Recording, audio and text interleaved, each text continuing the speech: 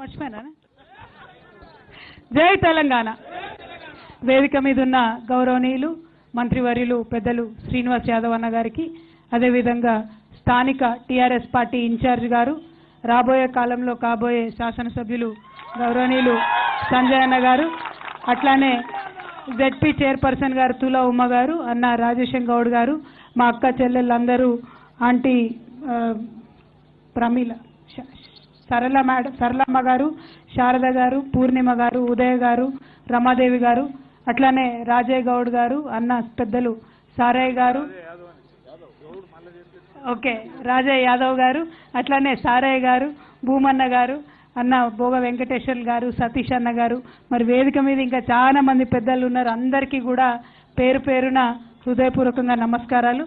మరి వేదిక మీద ఉన్న వాళ్ళకన్నా వేదిక కింద ఉన్నటువంటి మా అక్క చెల్లెలకు, అన్నదమ్ములకు, రైతన్నలకు అందరికీ ప్రత్యేకంగా నా ధన్యవాదాలు తెలియజేసుకుంటా ఉన్నాను. ఇవాళ పొద్దున జగిత్యాలకు వచ్చినప్పటి నుంచి ఒకటిని మించి ఒకటి మంచి కార్యక్రమాలు చేసుకుంటున్న సందర్భం. పొద్దున రావడమే మా వ్యవసాయ శాఖ మంత్రి గారు అన్న పోచారం శ్రీనివాసరెడ్డి గారు రావడం జరిగింది. పోచారం శ్రీనివాసరెడ్డి గారు అనగానే ముఖ్యమంత్రి గారు ఒక మాట అంటారు, ఈయన లక్ష్మీపుత్రుడయ్యా, ఈయన వచ్చినప్పటి నుంచి తెలంగాణ వ్యవసాయానికి కావాల్సినన్ని డబ్బులు వస్తున్నాయి, రైతన్నలందరికీ కూడా కడుపు నిండుగా ప్రభుత్వం నుంచి డబ్బులు ఇచ్చుకుంటున్నామని చెప్తారు. మరి అటువంటి అన్న లక్ష్మీపుత్రుడు మన వ్యవసాయ శాఖ మంత్రి గారు పొద్దున్నే జగిత్యాలకు రావడం జరిగింది. నేను, వ్యవసాయ శాఖ మంత్రి గారు, సంజయ్ అన్న గారు, మన నాయకులు, రైతన్నలు అందరం కూడా పోయి మరి వ్యవసాయ కాలేజీలో అక్కడ నాట్లు వేసేటటువంటి యంత్రాలన్నింటినీ కూడా చూసి మరి మన రైతన్నలకు పోనన్న నిల్సొని నీకెందుకు కాదు ఉండు ఒక నిమిషం, నాట్లు వేసేటటువంటి యంత్రాలన్నింటినీ కూడా మరి చూసి రావడం జరిగింది. ఎందుకంటే రైతులకు ముందు కాలంలో సబ్సిడీలో ఆ యంత్రాలు ఇవ్వాలంటే వాటిని గత 2 సంవత్సరాలుగా కూడా పరీక్ష చేస్తూ ఉన్నాం. ఆ పరీక్ష చేస్తున్నటువంటి యంత్రాలన్నింటినీ ఇవాళ పర్యవేక్షణ చేసినాం.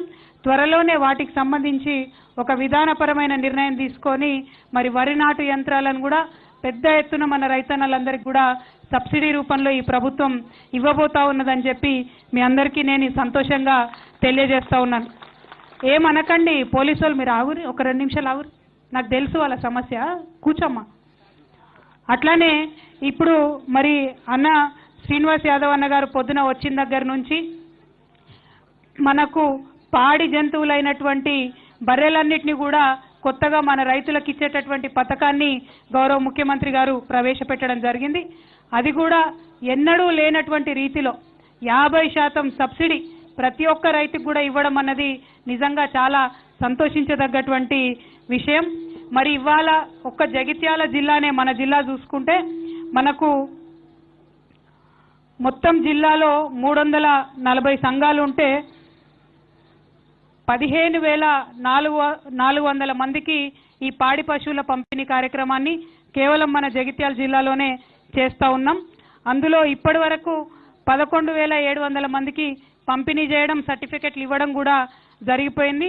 మరి ఈ కార్యక్రమం కోసం ఒక్క మన జగిత్యాల జిల్లాలోనే 90 కోట్ల రూపాయలను కూడా తెలంగాణ ప్రభుత్వం గౌరవ ముఖ్యమంత్రి గారి ఆధ్వర్యంలో ఇవాళ ఖర్చు చేస్తున్నామని చెప్పి తెలియజేయడానికి నేను సంతోషిస్తా ఉన్నాను.